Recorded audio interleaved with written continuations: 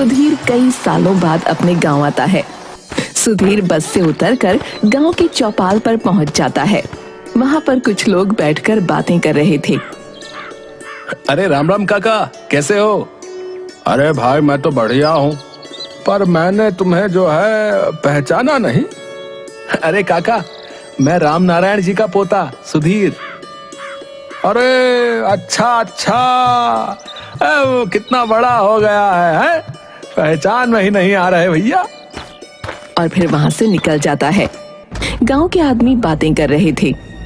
अरे हाँ भैया, मैंने भी उस रहस्यमय ऑटो रिक्शा के बारे में सुना है। क्या सच में वहाँ वो ऑटो रिक्शा आता है? सुधीर अपने बीमार दादा के पास पहुंचता है, जो कि एक घाट पर लेटे हुए थे। दादाजी। अरे बेटा, तू आ गया। मुझे माफ कर दीजिए दादाजी, मुझे आने में बहुत देर हो गई। अब जल्दी से आप ठीक हो जाइए। मैंने जैसी खबर सुनी कि आप बीमार हैं, मैं पहली गाड़ी लेकर ही यहाँ आ गया। अरे कोई बात नहीं बेटा, अब तू आ गया है ना, तो मैं बहुत जल्दी ठीक हो जाऊंगा। तू बहुत थक गया होगा, जाकर हाथ मुंह धो ले बेटा और खाना खा ले। सुधीर हाथ धोने के लिए उठता ही है, तब उसे चौपाल के आदमियों की बात याद आती है, तो वहीं रुक जाता है। अरे दादाजी, मैं जब यहाँ पर आया तब चौपाल पर कुछ लोग किसी ऑटो रिक्शा के बारे में बात कर रहे थे। तो ये ऑटो रिक्शा की कहानी अभी भी गांव में चर्चित है। अब क्या मतलब? हाँ बेटा, ये ऑटो रिक्शा की कहानी तो बहुत सालों से गांव में फेमस है। लोग कहते हैं कि गांव की काली पहाड़ी पर एक ऑटो रिक्शा है, जो हमें किसी दूसरी दुनिया में लेकर जाता है। पर अब ये बात कितनी सही है, कितनी गलत, ये तो मुझे भी नहीं पता। और लोग कहते हैं कि काली पहाड़ी पर रात को ऑटो रिक्शा के चलने की आवाज भी आती है। अब पर तू इन सब पचड़ों में मत पड़। जा और हाथ मुंह धोकर खाना खा ले, जा। फिर सुधीर वहां से चला जाता है और रात को सोते वक्त उसे नींद नहीं आती और वो ऑटो रिक्शा के बारे में सोचता है। क्या सच में कोई ऑटो रिक्शा है जो दूसरी दुनिया में लेकर जाता है? अगर ऐसा हुआ तो ये तो मेरी न्यूज एजेंसी के लिए बहुत बड़ी खबर बन सकती है। मुझे पता लगाना ही पड़ेगा। फिर सुधीर उठकर काली पहाड़ी की तरफ बढ़ जाता है।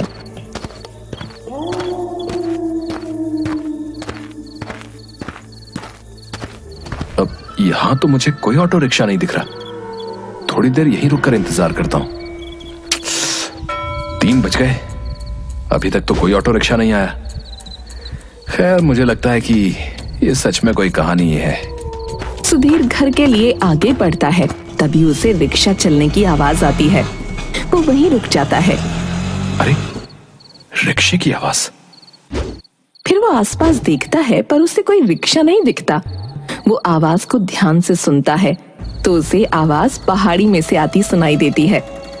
अरे, ये आवाज तो पहाड़ी के अंदर से आ रही है। तो क्या वो रिक्शा? फिर वो आवाज का पीछा करते हुए पहाड़ी पर चढ़ने लगता है। चढ़ते चढ़ते वो पहाड़ की चोटी पर चढ़ जाता है।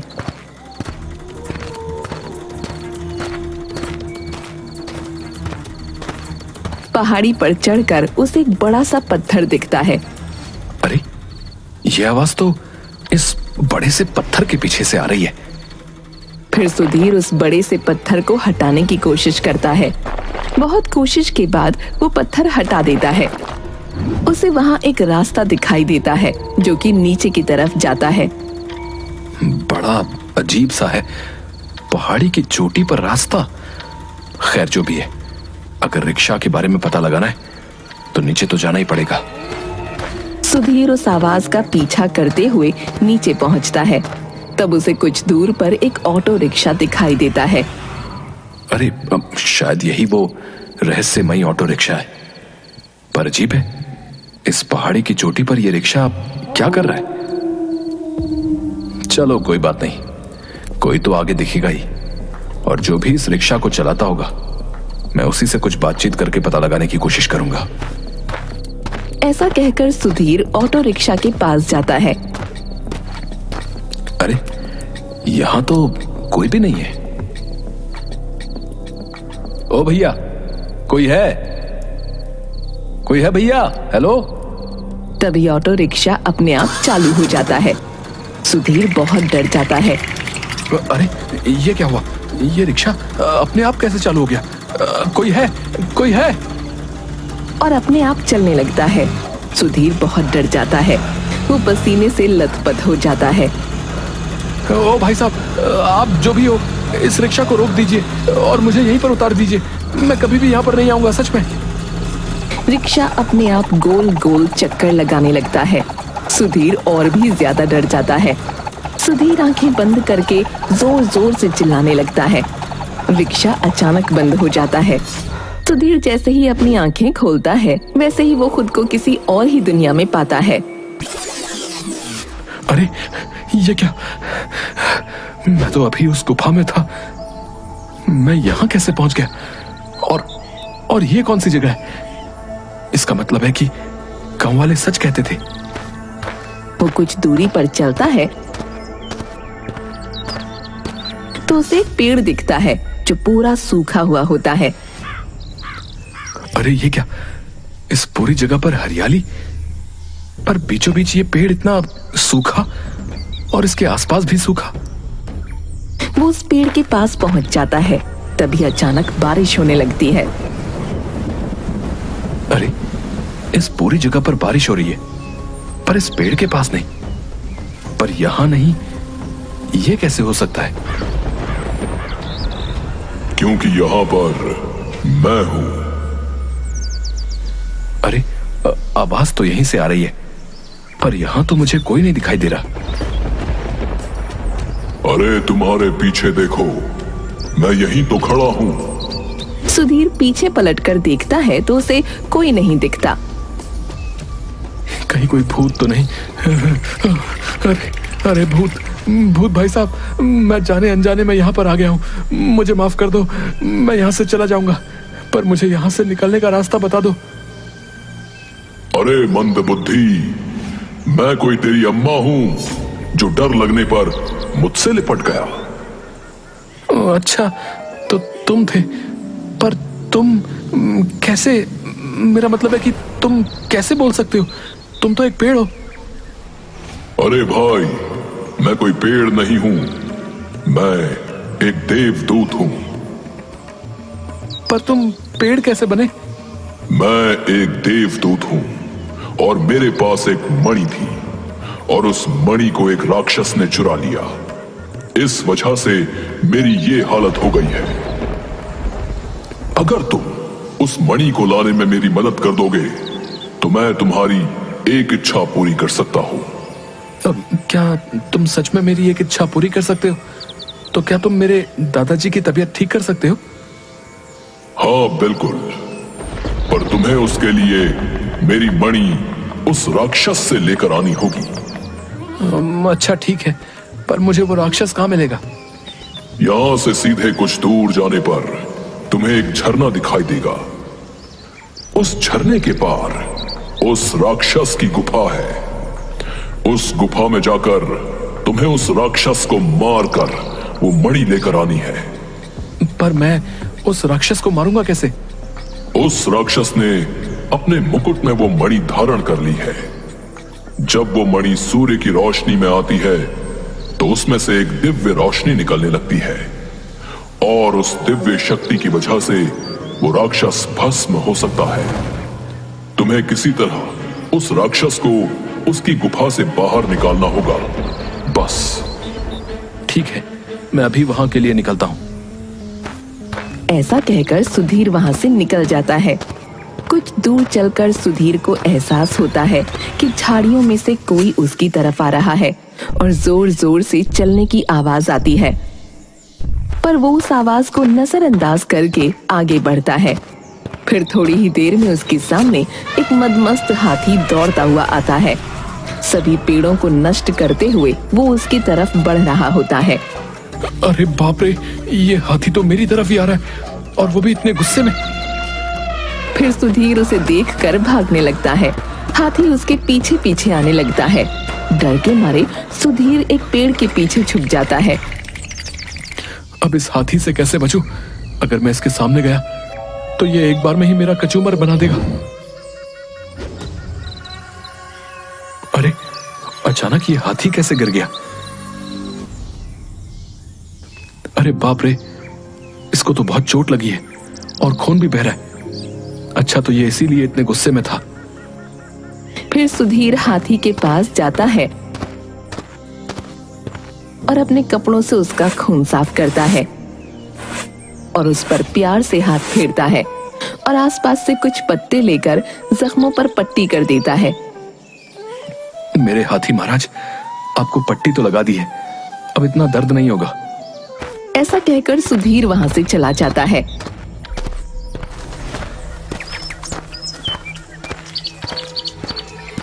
इतनी देर हो गई पर अभी तक कोई भी झरना नहीं मिला।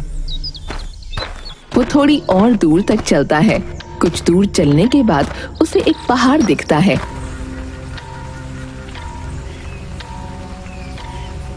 झरना तो पहाड़ में से ही निकलेगा, तो इसका मतलब है कि मुझे यहीं कहीं आसपास झरना मिलेगा।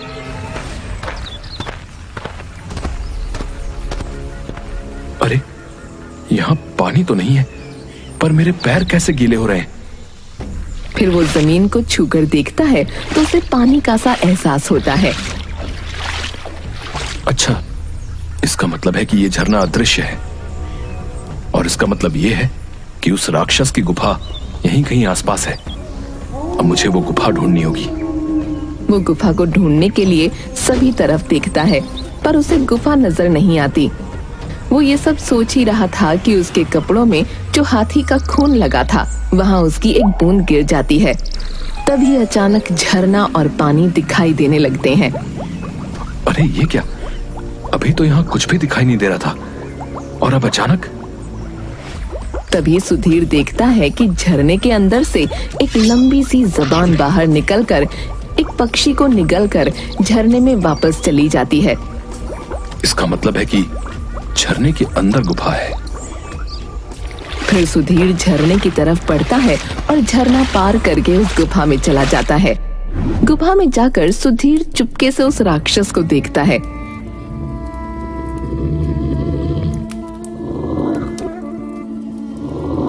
अरे बाप रे, इतना खतरनाक राक्षस! इससे मैं मणि कैसे हासिल करूंगा? लगता है ये सर पर जो मणि है वो उस देवदूत की ही मणि होगी, पर वो मणि मैं हासिल कैसे करूंगा? सुधीर गुफा को देखता है। तभी वो राक्षस सुधीर को देख लेता है और उसके पास आ जाता है।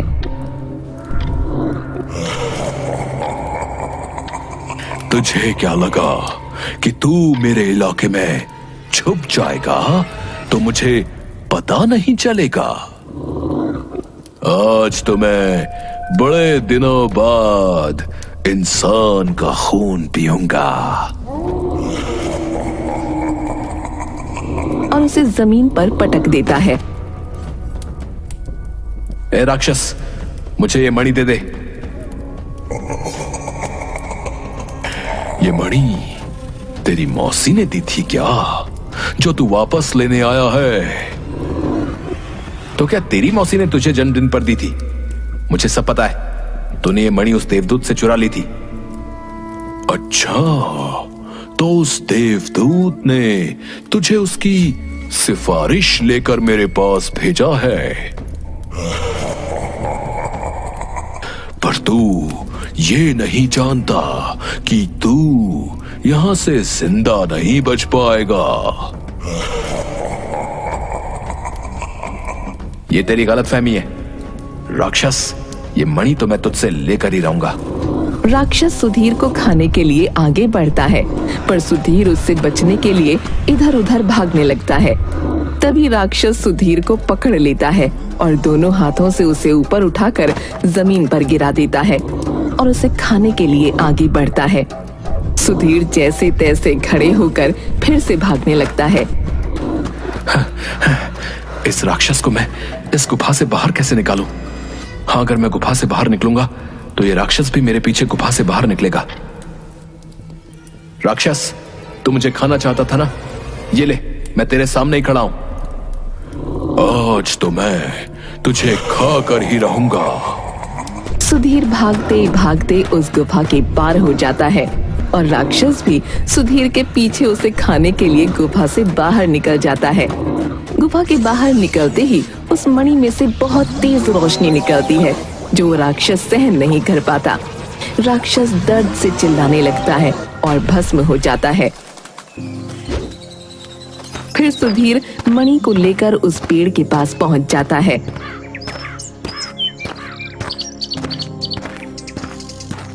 अरे, तुम मणि ले आए, अब इसे मेरे बीचों बीच लगा दो। सुधीर उस मणि को पेड़ के बीचों बीच लगा देता है और वो पेड़ फिर से देवदूत के वेश में आ जाता है और चारों ओर फिर से हरियाली हो जाती है। अब बताओ, तुम्हारी क्या इच्छा है? मेरे वादे के मुताबिक मैं तुम्हारी एक इच्छा को पूरी कर दूंगा। क्या तुम मेरे दादाजी की तबीयत ठीक कर सकते हो? वो देवदूत अपनी शक्तियों से सुधीर को एक जादुई जड़ी बूटी देता है। ये लो, ये जड़ी बूटी।